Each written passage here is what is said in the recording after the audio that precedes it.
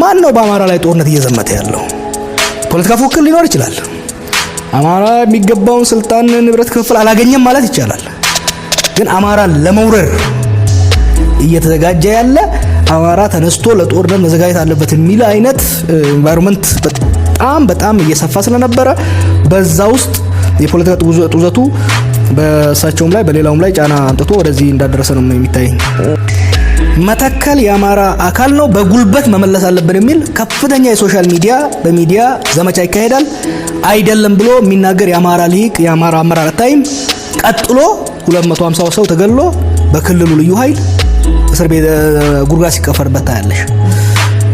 ቅማንት ጥያቄ ያለ የቆየ ያጋጫ ይሄንን በድርድርና በውይይት ከመምታት ይልቅ ይሄ ወያኔዎች ውስጣችን ያደራጇቸው ነው በሚል ከፍተኛ ጦርነት ተካሂዶ የህዝብ ትልልቅ ሲሆን ታያለሽ።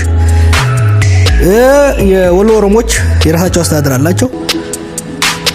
እነዚህ ኦነግ ናቸው፣ ዝም ብሎ ኦነግ ነው በማለት ከፍተኛ ዘመቻ የፕሮፓጋንዳ ዘመቻ ይካሄዳል። ቀጥሎ ልዩ ኃይሉ ወደዚህ ገብቶ እርምጃ የሚወስድበት የህዝብ እልቂት የሚወሰድበት ሁኔታ ነበር። አንደኛ ፕሮፓጋንዳው አደገኛ ስለነበረ ካውንተር ናሬቲቭ ከአማራ ሊቃን ያስፈልግ ነበር፣ ከአማራ መስተዳድር ያስፈልግ ነበር። እነሱ ካላደረጉት የፌደራል የኢህአዴግ አስተዳደር ጠርቶ ውይይትና ክርክር እርምት ሊደረግበት ፕሮፓጋንዳው ገና ወደ ግጭት ሳይሄድ ወደ ግጭት ሲገባና የክልሉን ህግ የፌደራልም ህግ ጥሶ እርምጃ ሲወሰድ ደግሞ ያንን ለማስተካከል ህጋዊ ፖለቲካዊ እርምጃ ያስፈልግ ነበር። አልተደረገም።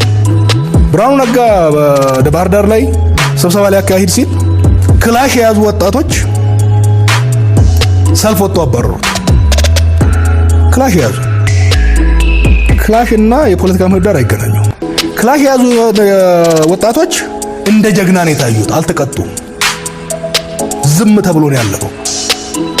ብርሃኑ በክላሽ ያባረረ ነገ አምባቸውን በክላሽ የማይገልበት ምክንያት አልታየንም በዛ ወቅት እና ይሄ ጡዘት፣ ይሄ ክረት፣ ይሄ ጦረኝነት ዋርሞንገሪንግ የምንለው ገደብ ሳይበጅለት ስለቆየ የሲቪል ፖለቲክስ የምንለው ወደ ዋር ፖለቲክስ እንደተሻገረ ነው የሚታየው።